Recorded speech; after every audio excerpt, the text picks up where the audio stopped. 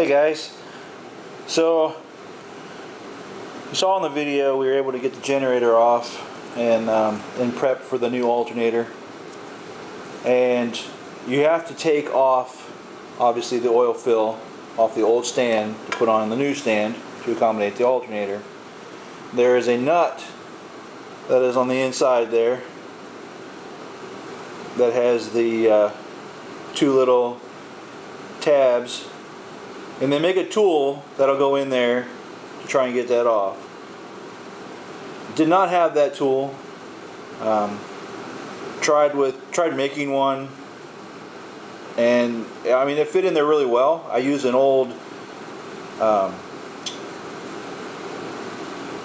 chisel that I ground down, and it fit in there great, but it was not budging. It was not budging at all. So I did some research and came across this fantastic tool, and it actually goes on the inside and will tighten up as you turn it so you can get a better grip on it. So I got it in there, and I ended up using like a pipe wrench, and as I'm pulling on it trying to get it to go, I hear a snap. And I'm like, okay, well, it's either a good snap or a bad snap. Well, it's kind of both. You can see that the case, the stand rather, right where that nut goes into, it cracked. But the good news is the nut came out easily after that, and this is getting replaced anyway, so not a big deal. After putting that much strain on it, trying to get it off, there was no way it was going to come off with the standard removal tool. There's just no way. That tool that I got was the only way that was going to come out of there. So, so that being said, we can move forward. We're going to try and get that alternator in maybe today. We'll see what if time permits or not. But I just kind of want to give you guys, let you know where we are at. So the good news is we can move forward now and get that alternator in and get this thing back to where we left off and get going on it. So that's where we are. And so I wanted to kind of give you some history on the bug that's behind me here, and why this is such a meaningful build for myself and my son. This bug has been in the family since the day it was purchased brand new in '69. My stepdad purchased it from a dealership not too far from here in Florida, and he had, honestly I don't remember what year bug he had before this, but he traded in on this one and bought it brand new right from the dealership. And shortly after that, he and my mom met, and I was around 4 or 5 at that time, and we went everywhere in this bug. We had some of the best memories are my brother, my sister, myself, my mom, my stepdad.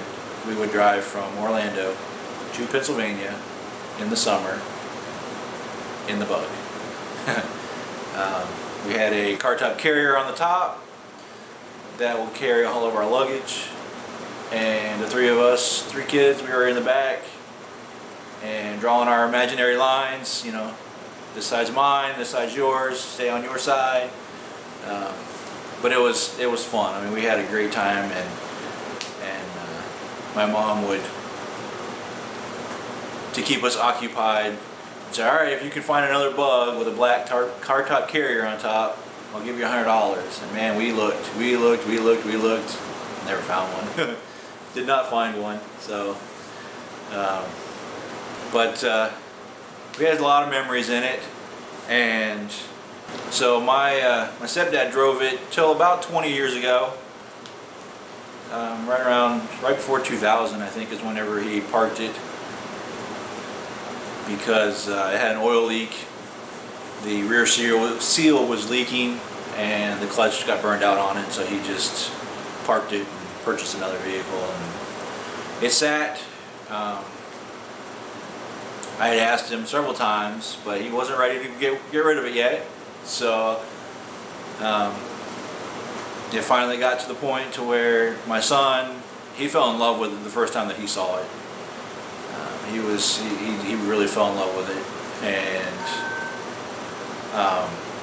it finally got to a point to where my stepdad was willing to let it go, and so Chris and I, at that point, it had got moved up to Ohio, where my stepdad retired, and it sat outside. So Chris and I, I made a deal with him.